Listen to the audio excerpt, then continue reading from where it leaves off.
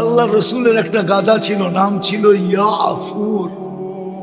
ইয়া অনেক সময় দেখি বিলালেরও নাম রাখে মানুষ, বাড়িতে বিড়াল পালে তো নাম রাখে না, তো এই গাধার নাম ছিল কি ইয়াফুর।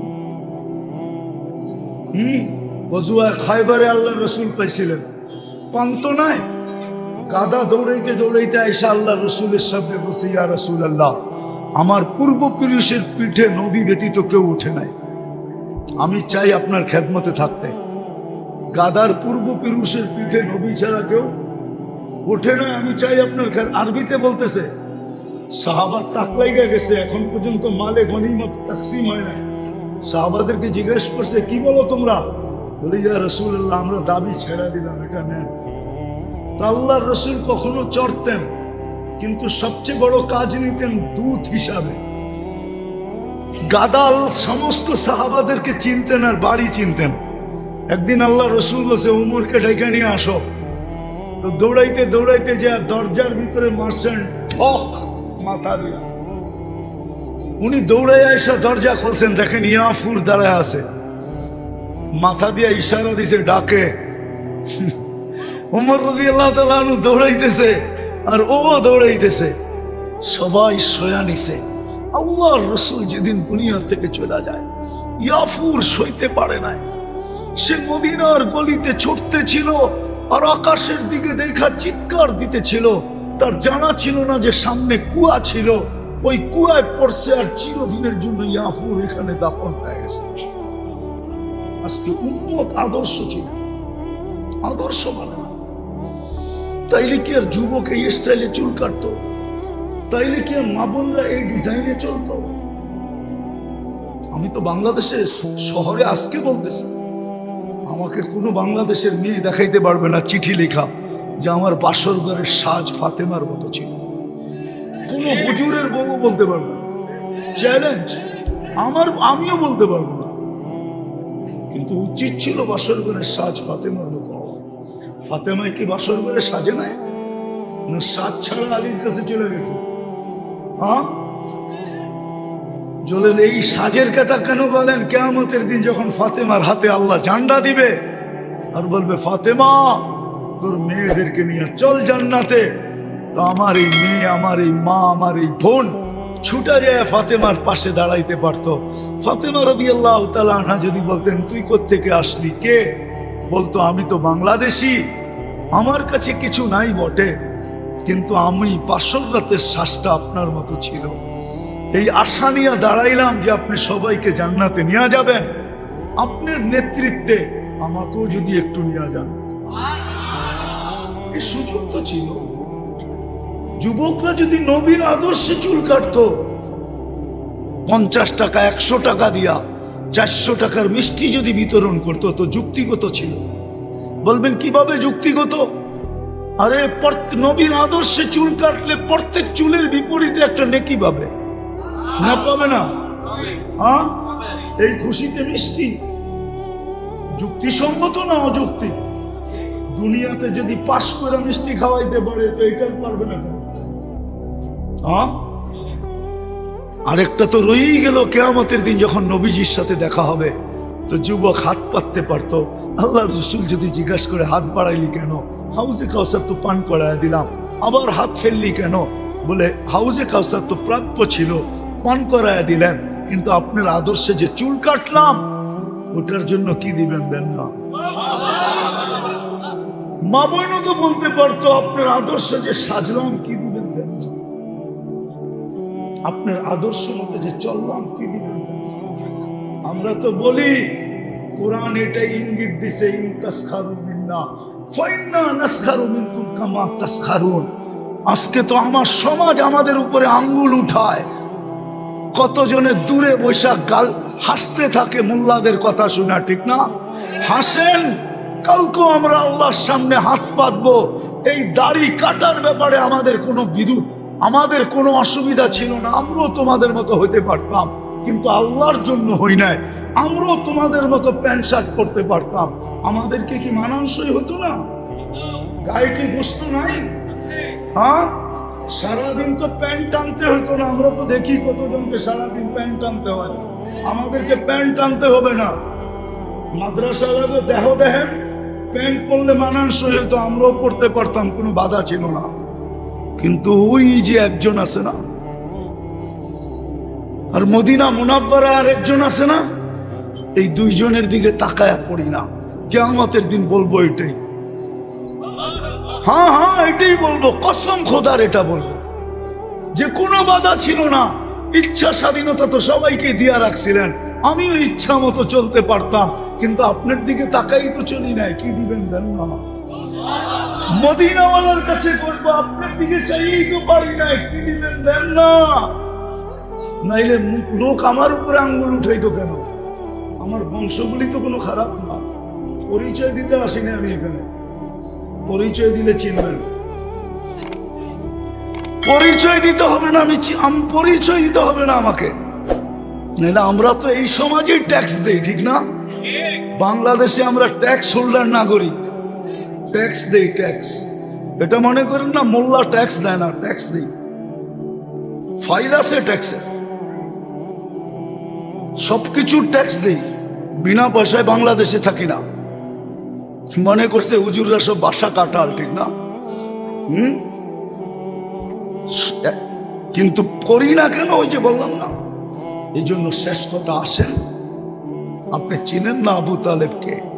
মুহাম্মদুর রাসূলুল্লাহর চাচা, শুধু চাচা না, ৪৪ বছর 10 মাস বাতিজাকে বুকের ভিতরে রাইখা পালছেন। রু বাহির হওয়ার পূর্ব মুহূর্ত পর্যন্ত মক্কাকে সুযোগ দেন নাই যে ছোট একটা পাথর দিয়া কেউ শারীরিক কষ্ট দিতে সাহস করবে পারে নাই, সাহস করে নাই। কেন? দুনিয়া জানতো আবু তালেব পাথরের জবাব ইট দিয়া দিবে না। আবু তালেব তো তালাশ করে বাহির করবে, এই পাথর কোন পাহাড়ের, এটা বল, ওই পাহাড় উঠা তারপরে মার। আর আবু তালেব পারতেন, এই ক্ষমতা ছিল। আপনাকে ইতিহাস পড়তে হবে, তাইলে আপনি বুঝবেন আবু তালেব কে ছিল। কিন্তু ওই পরিচয়ের কাঠ চলে নাই। আবু তালেবকে কবরে কে নামাইছে তা জানেন? মুহাম্মদুর রাসূলুল্লাহ কবরে নামাইছে। মুহাম্মদুর রাসূলুল্লাহ, এই হাতের ছোঁয়া যেখানে লাগছে, আনাস ইবনে মালিক রাদিয়াল্লাহু তাআলা আনহুর দস্তরখানে লাগছে। জীবন পর্যন্ত উনি জীবনে কোনোদিন পানি দিয়া ধুন নাই। দস্তরখান ময়লা হয়তো আগুনে নিক্ষেপ করতেন, আগুন ময়লাকে ছাই বানায় দিত, বাহির করে ছাড়া দিতেন ফকফকে। বন্ধুরা জিজ্ঞাসা করতো, আনাস এই জাদু কোত্থেকে শিখলি? বলছে এটা জাদু না, এটা মুহাম্মদুর রাসূলুল্লাহর হাতের ছোঁয়া। বিশ্বাস হয় না? মজে যায় রসুল পুরা দেখেন, তারপরে বিশ্বাস হবে। যার পিঠের ছোঁয়া পাইলে খেজুর গাছের ভাগ্য খোলে। জুমা পড়াইতেন, পিঠ লাগায় খুতবা পড়তেন খেজুর গাছে, মরা খেজুর গাছে। মেম্বরে পা দিতে দেরি, খেজুর গাছ বাচ্চার মতো কাঁদতে দেরি করে না। শুধু আল্লাহর রসুল শুনে নাই, পুরা মসজিদে নববী শুনছে। আল্লাহর রসুল নাইমা আয়েশা সান্ত্বনা দিছে, তোকে জান্নাতে নিয়ে যাব, কাঁদিস না, আমার বয়স হয়েছে তো, আর কত দাঁড়ায় দাঁড়ায় খুতবা দিব, আমি চাইতেছি একটু বৈশা খুতবা দেই, তুই কাঁদিস না, তোকে জান্নাতে নিয়ে যাব। তারপরে ঠান্ডা হয়েছে। যার পিঠের ছোঁয়া পাইলে এরকম ভাগ্য খোলে। হ্যাঁ হ্যাঁ, আজকে তো উম্মত আদর্শের ভাগ্য নিতে চায় না, আদর্শ দিয়ে ভাগ্য খুলতে চায় না। সবাই শুধু চুমা দিয়া ভাগ্য খুলতে চায়। চুমা, রাগ হয়ে যাবেন, আমি বিরোধিতা করতেছি না, শুধু নবীর নাম শুনলে একটা আঙ্গুলে চুমা দিয়া চোখে লাগায়, এতটুক দিয়া ভাগ্য খোলাইতে চায়। এটা দিয়ে ভাগ্য খুলবে না, আসে কইলা ভাগ্য খুলবে না, আদর্শ দিয়া ভাগ্য খুলবে। কি দিয়া? কি দিয়া? কি দিয়া? আদর্শ দিয়া ভাগ্য খুলবে। হয় হাজারো জিনিস ভাগ্য খোলা ফেলছে, এই মজমায় তো কেউ নাই। ডেলি 200 বার আল্লাহ বলে, 200 বার। কয়জন আছে 200 বার আল্লাহ বলে? নাই তো একজন। কিন্তু ডেলি কতটুকু বুক করি? আল্লাহ নেয়ামত কতটুকু বুক করি? আল্লাহ সুরক্ষা কতটুকু করেন? দুনিয়ায় যদি সইতে না পারে তো জমি সয় তো সয় কি করে? এই এলাকার আধিপত্য যাদের কাছে, অন্য এলাকার থেকে যদি কেউ এসে আধিপত্য গাড়তে চায়, আধিপত্য বিস্তার করতে চায়, তো আমরা তো দেখি লাশের পর লাশ পড়তে থাকে যে আমার এলাকায় তুই করতে আসলি আধিপত্য জুড়তে, ঠিক না? হ্যাঁ, জমিন সয় তো সয় কি করে? জমিনের তো ব্যক্তিগত একটা আধিপত্য আছে না? নাই? হ্যাঁ, আমরা কোথায় বসবাস করি? জমিন সয় তো সয় কি করে? জমিনের তো সবার কথা না। এই জন্যই তো আল্লাহ বলেন আলা কুল্লা ইয়াউমিন ওয়াল আরদু তাস্তাযিনু রাব্বা। এমন দিন যায় না জমিন অনুমতি না চায় যে আল্লাহর কত সইব। 150 ফিট পাইলিং করে এটা তো সয়া নিলাম, আমার পিঠে বসবাস করে এটা তো সয়া নিলাম, পেশাব পায়খানা করে এটাও তো সয়া নিলাম, রাস্তাঘাট বানায় সবকিছুই তো সয়া নিলাম, কিন্তু তোমার নাফরমানি কি করে সয়ে নেব? সবই তো সইতেছি। নাহলে জমি হেলতে থাকো, আপনি বাড়ি করবেন কিভাবে? ওরা দেখা যায় ভূমিকম্প তো এটা জমিন হেলা, ঠিক না? হ্যাঁ হ্যাঁ, আমরা বলি ভূমি কম্প, কম্প মানে কি? কাপা। ভূমি মানে জমিন। আমাদের উল্টাটা বলে ইন্দোনেশিয়া দ্বারা কম্পা ভূমি, আমরা বলি ভূমি কম্প, ওরা বলে কম্পা ভূমি। কম্পা ভূমি, আমরা বলি ভূমি কম্প। আল্লাহ বলে এইটা সই কি করে? তোমার নাফরমানি। কোরআন তো বলে মান মিন শাইইন ইল্লা ইউসাব্বিহু বিহামদি রাব্বিহি। সব সৃষ্টি অস্তিত্ব নিতে দেরি, এই টিস্যু পর্যন্ত আল্লাহর গুণগান গায়। ওয়ালাকিন লা তাসমাউনা ওয়ালা তাফকাহুনা তাসবিহাহু। কখনো শুনবে না, কখনো শুনলে বুঝবে না। এই জন্যই তো বুখারীতে আছে, রুটির টুকরা নিয়ে বসে কান পাতো। আল্লাহ রসুল সাহাবা বলছে ইয়া রাসূলুল্লাহ তাসবিহ করতেছে না? নাই? খুলেন বুখারীতে আছে। সব জিনিস আল্লাহর গুণগান গায়। জমিন বলে আমি সইব কি করে? সব সয়ে নিলাম, ঠিক আছে। 160 ফিট 50 ফিট পাইলিং করে আমার বুক ছিদ্র করে 150 ফিট পর্যন্ত করে 90 ফিট পর্যন্ত করে মোটা মোটা পিলার গাড়ে সয়া নিতেছি, কিন্তু গুণা সই কি করে? 24 ঘন্টা তো গুণা করে না, করে না? হ্যাঁ, যুবকদের জিজ্ঞাসা করেন 24 ঘন্টা কি করে? 24 ঘন্টা নেট দেখে। যুবতীদেরকে জিজ্ঞেস করেন, প্রত্যেক ঘরে ওয়াইফাই আনলিমিটেড দেখতেছে। মুসলমানের আকল তো আসলো না, মার খাওয়ার পরেও আকল আসতেছে না। মুসলমানের আকল যদি আসতো তাহলে মুসলমানকে অস্ত্র দিয়ে লড়তে হতো না। সারা দুনিয়া নেটে সার্চ দিয়া দেখেন সবচেয়ে বেশি ইন্টারনেট কারা ব্যবহার করে। আজ যদি মুসলমান বলে যে 1 মাস সারা মুসলমান জগতে ইন্টারনেট অফ, ব্যবহার করবো না, দেখেন চিৎকার কিরকম লাগে। মনে হয় বুঝাইতে পারি। দেখেন না চিৎকার কিরকম বাহির হয়, চিৎকার কিরকম বাহির হয়। আজ যদি মুসলমান বলে আমাদের ঘরের ব্যবহৃত পুরান কাপড় যা আলমারিতে রাখা আছে ওটা 5 বৎসর ব্যবহার করব, 5 বৎসর আমরা দুনিয়ার কোনো কাপড়ে হাত দিব না, দেখেন কালকের থেকে আপনার পায়ে সারা দুনিয়া কিভাবে পড়ে। আসেন বিবেকের পর্দা খোলেন, তওবা করেন। তওবা কিছু করতে পারেন না, সুযোগ আছে এই উম্মতের জন্য। এই উম্মতের জন্য সুযোগ আছে। মানুষকে শয়তানকে যখন বিতাড়িত করে তো আর শয়তান চিৎকার দিয়া বলছিল লা উগবিয়ান্না ইবাদাকা আজমাইন, একটারও জান্নাতে যেতে দিব না। আমার 1,85,000 বৎসরের ইবাদত জলাঞ্জলি, 7টা PhD ডিগ্রি মাটিতে ধুলিস্যাৎ, আমি দিব করে জান্নাতে যেতে? যখন চিৎকার দিয়া বলতেছিল ফেরেশতারা কাঁদতে ছিল, আল্লাহ কয় কি? পাগলায় কয় কি? একটাও বলে জান্নাতে যেতে দিবে না। তো আল্লাহ মুস্কি মুস্কি হাসতেছিল। আল্লাহ বলে ও যাইতে দিবে না, আমি ইস্তেগফার নাযিল করলাম। মা যালা ইস্তাগফির আগফির যখন তওবা করবে তখনই মাফ করে দিব। আর এই উম্মত হুজুররা যদি অনুমতি দেয় তো শব্দটা বলতে পারি, কিন্তু আল্লাহর সামনে বলা ঠিক না।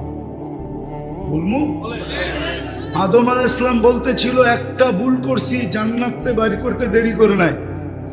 উম্মতে মুহাম্মদী সারা দিন গুনাহ করবে, রাতের 3 ভাগের 1 ভাগ যাইতে দেরি, ডাইকা ডাইকা গুনাহ মাফ কইরা জান্নাত হাতে উঠায় দিতে দেরি করবে না।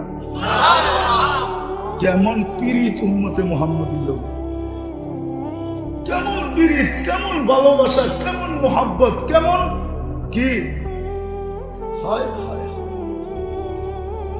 কেমন ভালোবাসা উম্মতে মুহাম্মদীর সাথে, কেমন ইশক, কেমন প্রীতি, কেমন স্নেহ, কেমন মায়া, কেমন মমতা। আমি একটা গুনাহ করলাম, জান্নাতে বের করে দিয়েছি।